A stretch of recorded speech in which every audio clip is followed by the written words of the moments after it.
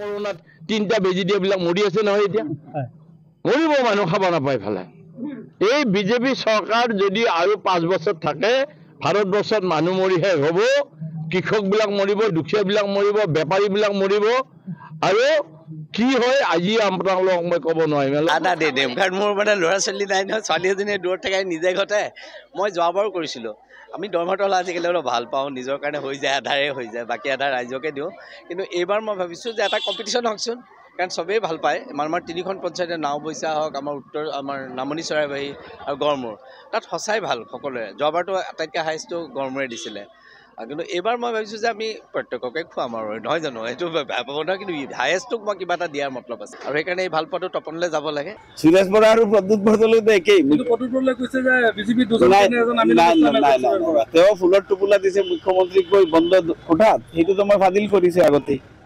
তেওঁ ৰাজ্যসভাত যাবৰ কাৰণে এটা গেম ফিক্স কৰিছে প্ৰদ্যুৎ বৰদলৈ ডাঙৰীয়াই যে তেওঁ ইয়াত যদি বিজেপিক জিকাই দিব পাৰে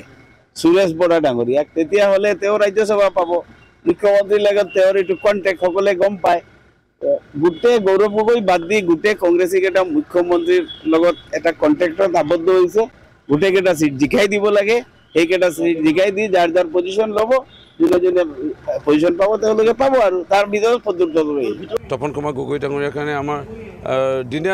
দিন ৰাত এককাৰ কৰি দিয়া বুলি ক'লেও ভুল নহ'ব আৰু মই হয়তো চাগে 4 দিনমান গাড়ী ধোৱা নাই আৰু কথা হ'ল আমি জিকাব লাগে দেশৰ উন্নয়নৰ বাবে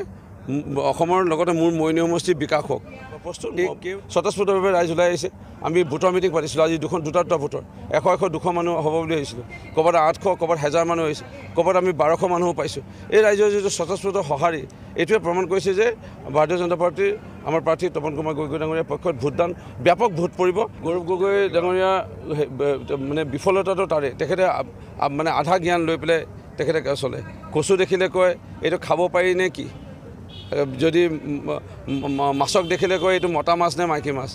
গৌৰৱ গগৈ অসুবিধাটো তাতে আধাটো জ্ঞান আছে আমি 2.5 লাখ ভোটত জিকিম এইকেইদিন মই যোৰহাটতে আছোঁ আপোনালোকে দেখিছেই কংগ্ৰেছৰ মিটিঙত মানুহেই নাই আমাৰ মিটিঙত মানুহেই মানুহ আমাৰ মিটিঙত মানুহে ডেইলি মই 10,000 মানুহ টাৰ্গেটটো লগ পাওঁ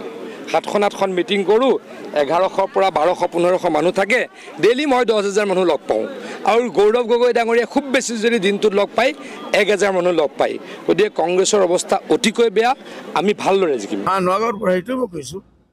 আমাৰ মিয়া মানুহ যাব মিয়াত ভাষণত ফাৰ্ষ্ট ভাষণ মিয়া লেকচাৰ দিব মিয়া ভাষাত দিব